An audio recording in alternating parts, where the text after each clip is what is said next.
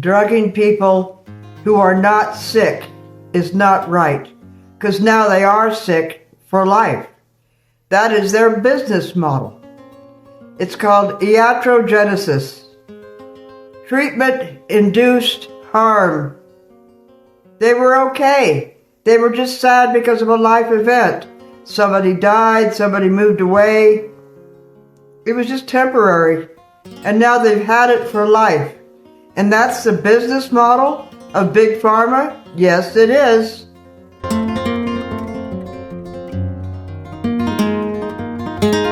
Another business model of Big Pharma is you take so much, you become treatment resistant. Now they got to change to another drug. Brilliant business model.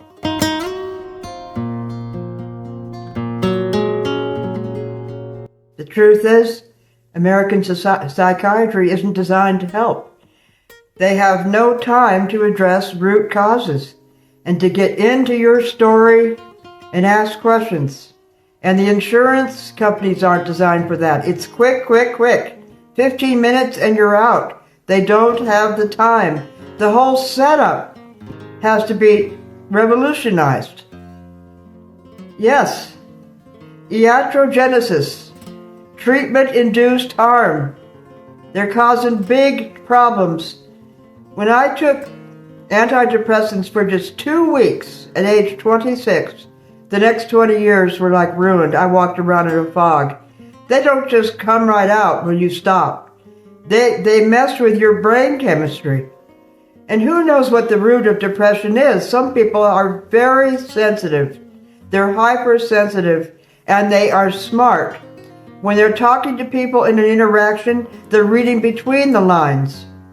They are listening to what isn't said, or what is said too quickly, or the masks people are wearing, or they just operate on a totally different level. People like that usually end up alone, and then they have loneliness to deal with.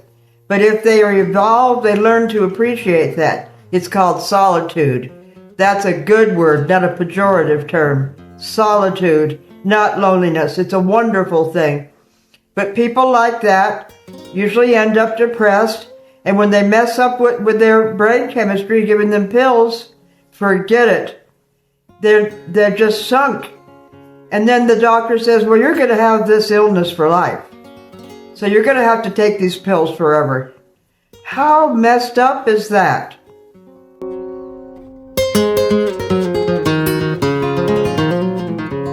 The induction to the therapy program is impoverished.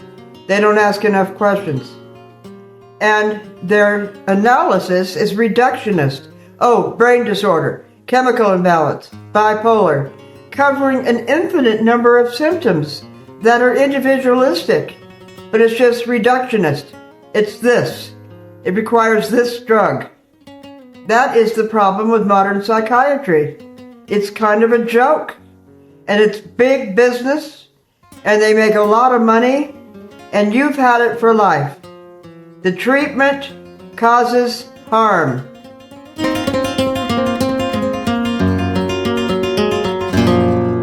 They say, oh, she has a brain problem, and the treatment will be the drugs.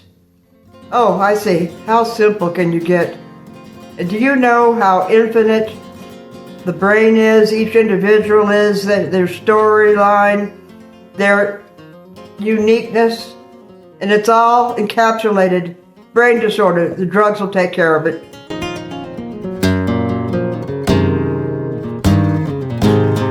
The oversimplification and the reductionism is reinforced by very short visits. They don't even know who you are. Think of that. The biggest business in this world. It's just uncanny. And the more you see the big picture, or you hear the horror stories of people trying to get off these awful drugs that mess up the beautiful brain that God created in you. And 2 weeks I was on them, and 20 years it took from my life. I was in another world. I was in a fog. When I think about the things I said and did, out of my control, it's called autonomisms. uprushes from the subconscious that just come out of you and you don't know why or where it came from. That was from these drugs. And it went on, and I thought, why did I say that? Well, I guess I have to own it. I said it. I did it. And I never knew why.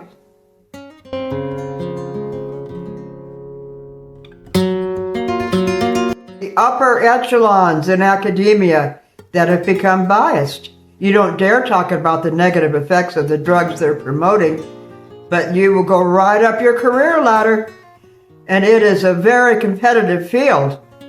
They have it, and you got to be pro-drug, and then you will be pro-money.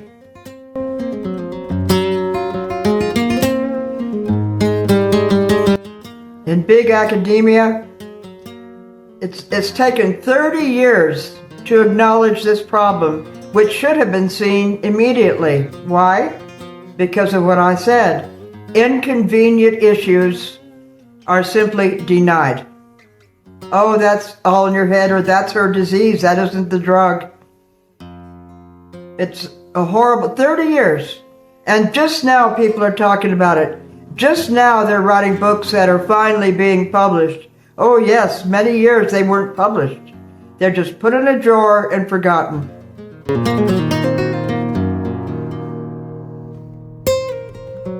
If you lie to people, you'll sell more products, but you won't make champions. Yes, it is the highly intelligent people who read between the lines and end up very lonely in society. It's a sick society.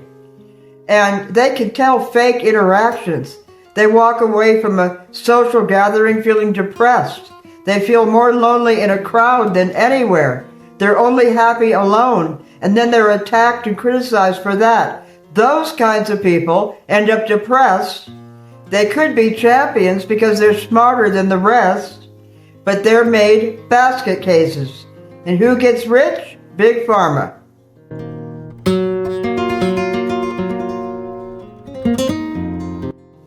For example, caffeine is a gateway drug to anxiety, high anxiety. Are you ever told that? No. The scholar who stays up all night drinking coffee and studying and getting a Ph.D. and all this end up high anxiety on psych drugs, losing their career anyway. We just aren't informed about what is causing this anxiety. The anxiety is coming from social interaction, if you're intelligent, and life events, which you're too sensitive to understand or get through easily. People have different degrees of sensitivity, and for the hypersensitive, like myself, social gatherings cause depression. The only thing that made me happy was being alone. Now that needs to be investigated right there. There's a whole society creating depression. Why? That has to be looked at, not drugging the people who feel it.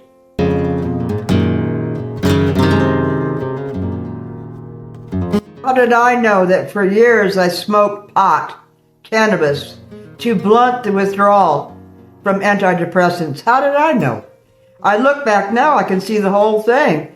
But yes, or drinking once in a while, beer, to blunt withdrawal. It's not that a person is addicted to antidepressants, it's that they're trying to avoid the awful withdrawal, which is psychotic, out of this world, a horror story, a nightmare. Nobody wants to go through that. A month of not sleeping, and apathesis, walking around pacing and pacing and pacing and having hallucinations. Yeah, so they get into other drugs to blunt withdrawal.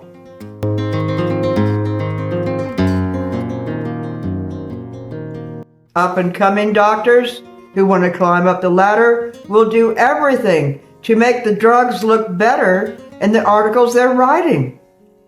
It's for approval in the field, going up the ladder and being invited to lecture all over the world and to get your own staff.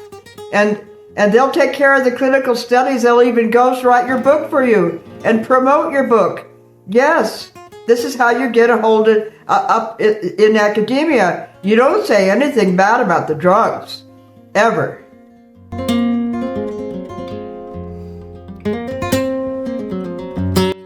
You watch television? Do you suppose marketing is disguised as science? Oh yes. Think about that. Marketing disguised as science. There's no excuse for this. This is not science. Science is disinterested. It is not in there as a business model.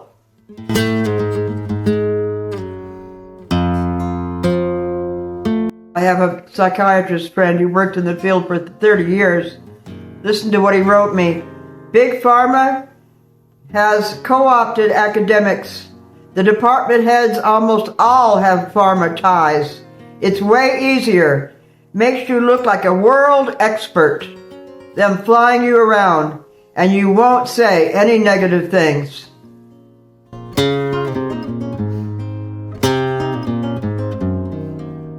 Now these corrupted psychiatrists are now training the new generation of psychiatrists with a biocentric view of psychiatry. Yes, that's how it works. They're so corrupted they can't even see the truth, and they pass it on, and it becomes the world view. What a sad state of affairs.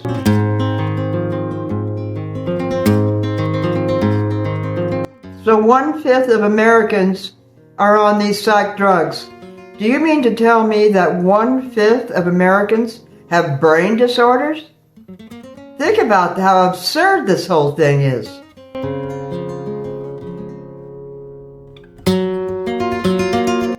Think about the logic of this. If 15% of Americans are taking psych drugs, wouldn't you think our mental health of a nation would be improving? But it's not. It's far worse. People are nuts. You can see it. Just go on the streets. People are not hooked, families aren't hooked together anymore, divorce is rampant, and people are on street drugs as well. It hasn't improved at all. It's in the gutter.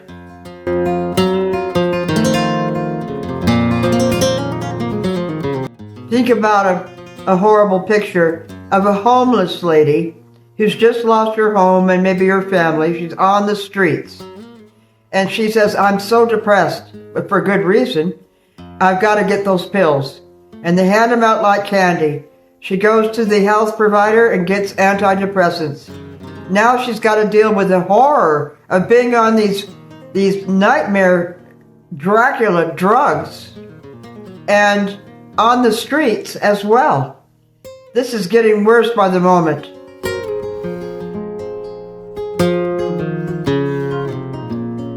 You end up with your name on a bunch of papers that the drug companies have written. You want so bad to get to where you want to be. Soon you're so deep into it, you can't get out of it. And you don't dare say a thing about it, because your name is on all those papers.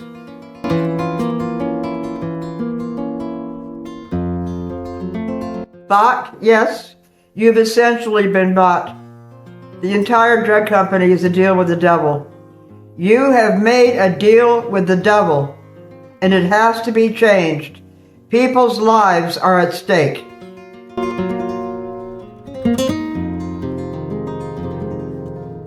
I couldn't believe it when my friend, who's still in the field, said, it's almost impossible to be a success in academia without taking drug company money. I thought about that. I could not believe it. But from everything I've seen and read and studied, it's true.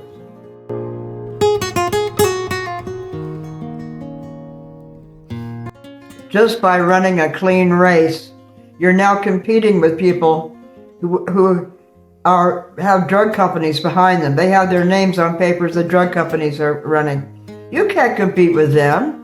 They're way up there, and you're way down here. You haven't got a chance.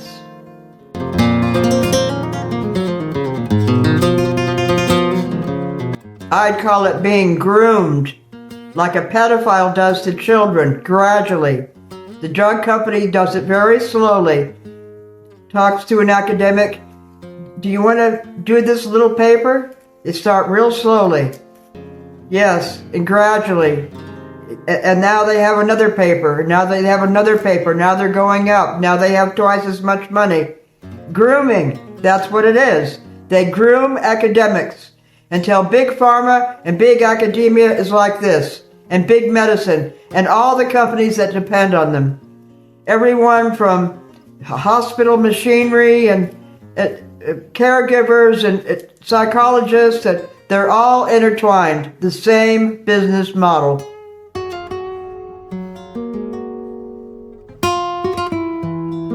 At first, they form a very warm relationship. They play golf together. And before you know it, they're writing articles for them. And they're getting acclaim and approval and money. Can you see why I call it grooming? Can you see how gradually they don't even know what's happening until it's too late? It's a very competitive world. And people have to make money. They have mortgages to pay. They have school debts, education debts to pay. It's very hair-pulling situation. And all of a sudden, it's an easy road. I'll have fame and fortune and pay off my debts. If I do what they say, in cognitive dissonance, you don't even know what you're doing.